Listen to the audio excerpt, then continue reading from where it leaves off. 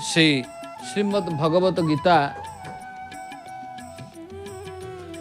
विशेष भाव में आलोचना करबा आमे आजिर से गीतार जहाँकि अष्टादश अध्याय अष्टादश अध्यायटी होचंती विशेष भाव में मुख्य संन्यास योग। कारण मुख्य संन्यास योग अष्टादश अध्यायटी होचंती श्रीमद् भगवत गीतार शेष अध्याय एवं से श्रीमद् भगवत गीतार अष्टादश अध्यायर 2 नंबर श्लोक। कारण अर्जुन या पूर्वर पचारि सारी प्रथम श्लोक रे जे हे महाबाहु हे अंतर्यामी हे वासुदेव मु संन्यास एवं त्यागर तत्व पृथक भाव रे जानिबा को इच्छा करुछि। तेणु विशेष भाव रे अष्टादश अध्याय मुख्य संन्यास योग। अर्जुन उवाच अर्जुन कहिचंती अर्जुन जेतेबेले कहिले भगवान को पचारिले कहले हे अंतर्यामी आपण तो सबू जानिला वाला आपण होचंती वसुदेवंकर पुत्र वासुदेव।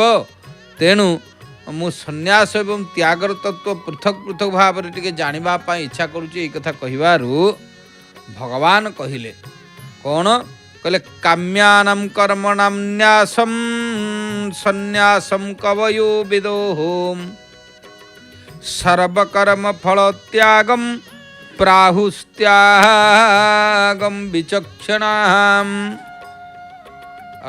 विशेष भाव रे बड़ा सुंदर श्लोक ये अष्टादश अध्याय मुख्य संन्यास योग द्वितीय श्लोकटी भगवान कहते कहले काम्यानां कर्मणां न्यासं संन्यासं कवयो विदुः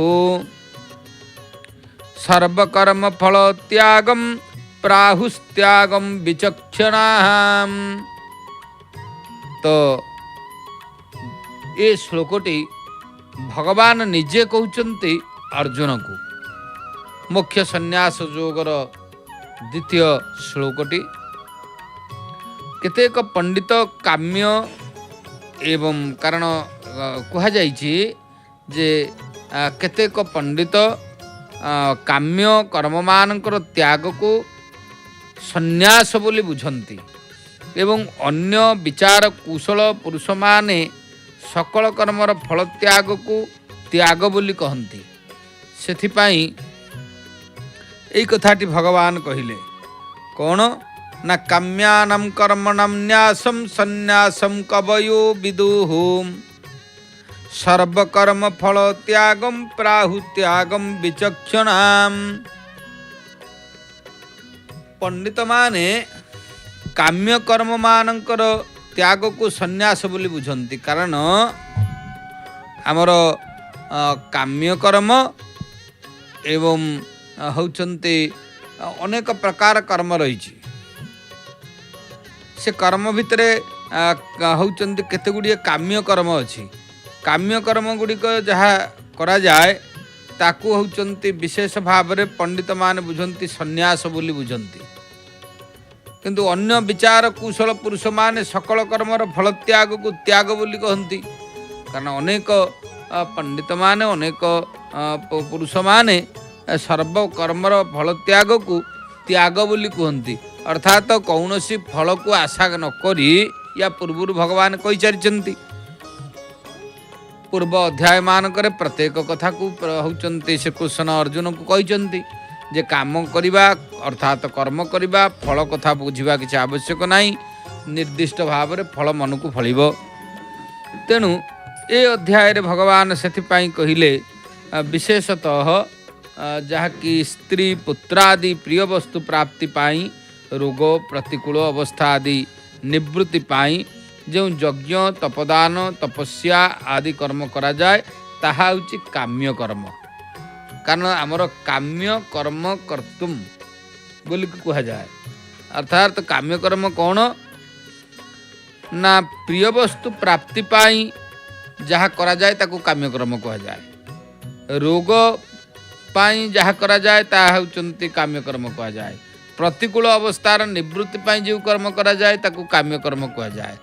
कारण होचंती विभिन्न प्रकार कर्म अच्छी।